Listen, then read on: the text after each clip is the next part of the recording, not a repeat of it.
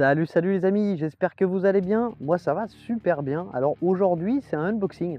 Et alors ce coup-ci, je ne triche pas, j'ai vraiment pas ouvert le carton. Je l'ai reçu ce matin. C'est Bogis qui me l'a envoyé, donc déjà un grand merci à Bogis pour la confiance qu'il m'accorde. C'est la C1 Pro, et ben on voit ce que ça donne tout de suite après le générique. C'est parti.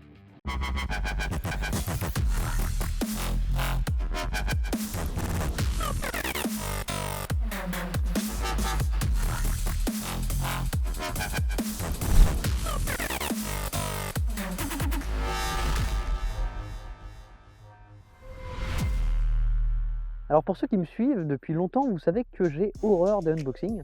Seulement là, on me l'a demandé et sincèrement, cette trottinette m'intéresse beaucoup. Alors oui, c'est une vidéo sponsorisée, mais vous me connaissez, il n'y a pas de langue de bois, sponsorisée ou pas, s'il y a des choses qui clochent, je n'hésiterai pas à vous le dire. Et bien écoutez, on va commencer à déballer ça tout de suite. Alors là, déjà, je suis en train de me rendre compte que j'ai oublié un truc essentiel pour unboxing, c'est le couteau. Voilà, donc on commence très très bien. Alors j'ai pensé à la pince en me disant qu'il allait sûrement y avoir des serflex comme à chaque fois. Et ben on va faire ça à la pince du coup. Ouais, ça va être pratique. Voilà avec quoi je fais mes unboxings.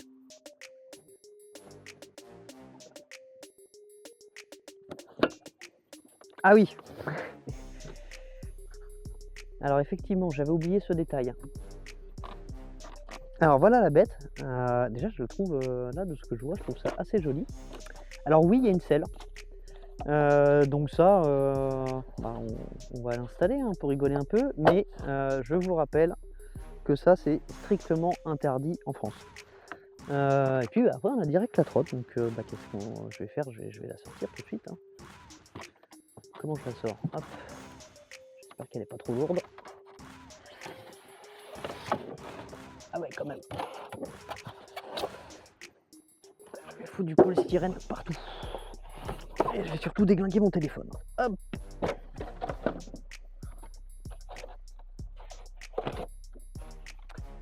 Bon alors première impression, c'est pas léger. Alors, par quoi on commence? Donc on a la selle, on a la trotte, je vais m'attarder dessus après. Alors, on a le manuel. Alors, est-ce qu'il y a du français ou pas? On va voir ça tout de suite. Ok. Bon, il n'y a pas de français. Il n'y a pas de français. Je suppose que la notice est téléchargeable sur le site du fabricant. Ça doit être le chargeur. Alors effectivement, c'est le chargeur, donc c'est une 48 volts, hein, donc on a un chargeur de 54,6 volts à 2 ampères. Alors ce qui est bien, c'est que je vois un anti-para sur la fiche, ça c'est très très bien, c'est aux nouvelles normes. Ce qui me plaît moins, bah c'est ça parce qu'il va falloir que je mette un adaptateur pour les prises françaises et visiblement, non, il n'y en a pas. Bon, c'est pas dramatique, c'est pas ce qui coûte le plus cher. Ah, déjà je repère un truc, c'est un chargeur actif avec un petit ventilo à l'intérieur. Ça, c'est assez rare pour le souligner. Alors on a un toolkit, comme d'habitude. Alors qu'est-ce qu'on a dans le toolkit? On a déjà une fermeture éclair qui s'ouvre très mal, qui est même carrément bloquée, donc c'est pas grave. Ok, bon alors on a ce qu'on a d'habitude, c'est-à-dire une clé de 10, une clé de 13 et plein de petites BTR ainsi qu'un embout cruciforme, il en reste une petite dedans, bon je vais pas toutes les sortir. Voilà, on a un toolkit et je vois un dernier truc, c'est sympa.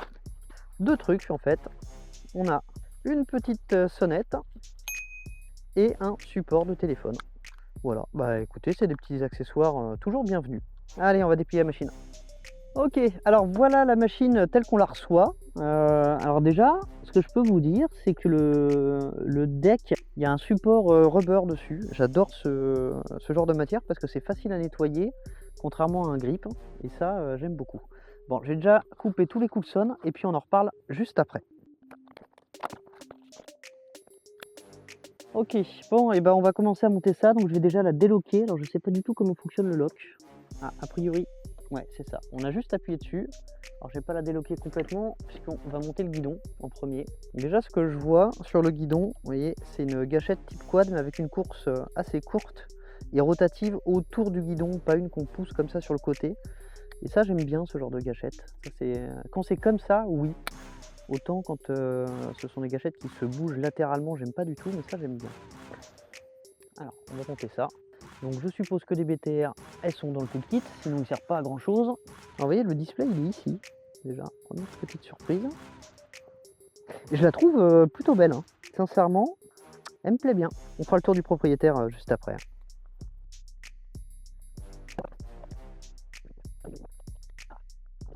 Alors je vais vous montrer le display. Donc le display, voilà, il est au centre, il est assez bien placé. Le bouton pour l'allumer, il est ici. Et donc là, on a la...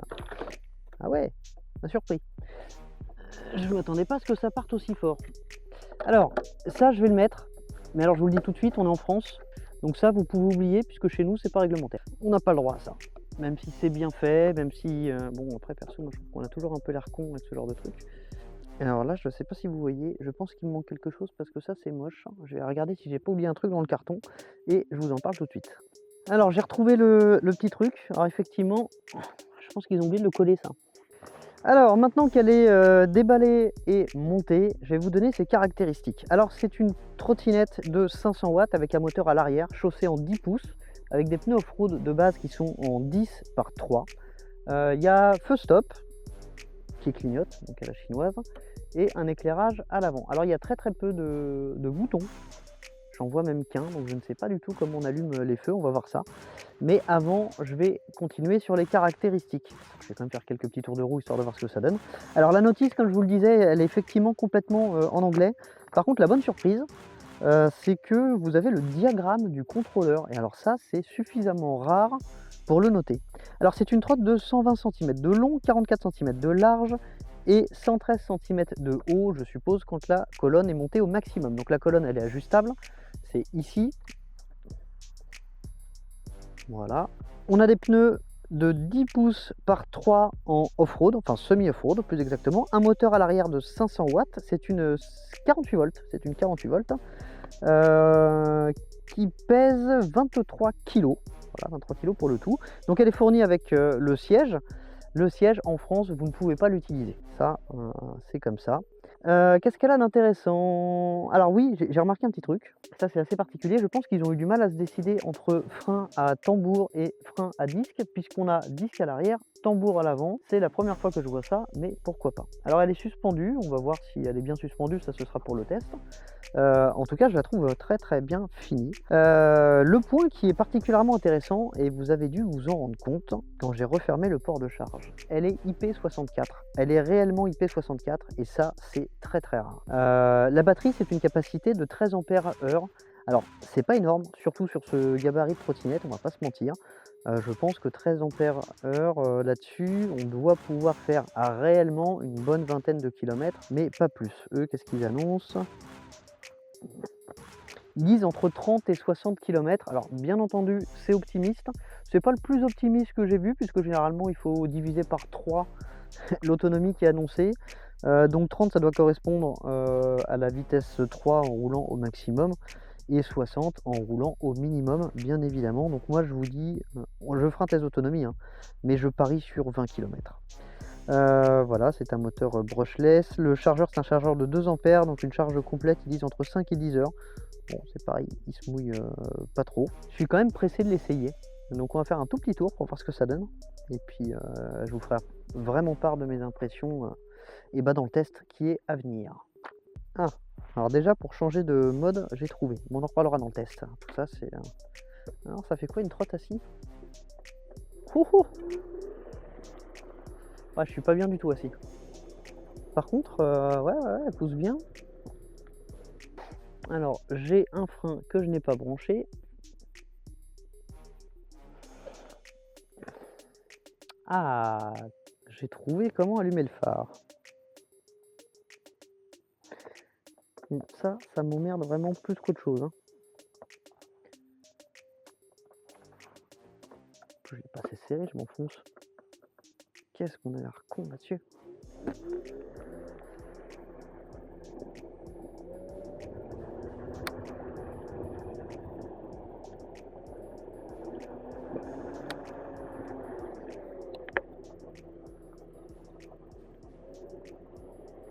Bon les amis, bah écoutez, j'ai terminé ce unboxing, donc ça va, c'était pas si compliqué que ça. Trotte avec un design qui me plaît vraiment beaucoup. Alors maintenant, à voir ce que ça va donner sur la route. Alors je vous rappelle que la Boguist C1 Pro, elle est disponible chez Boguist.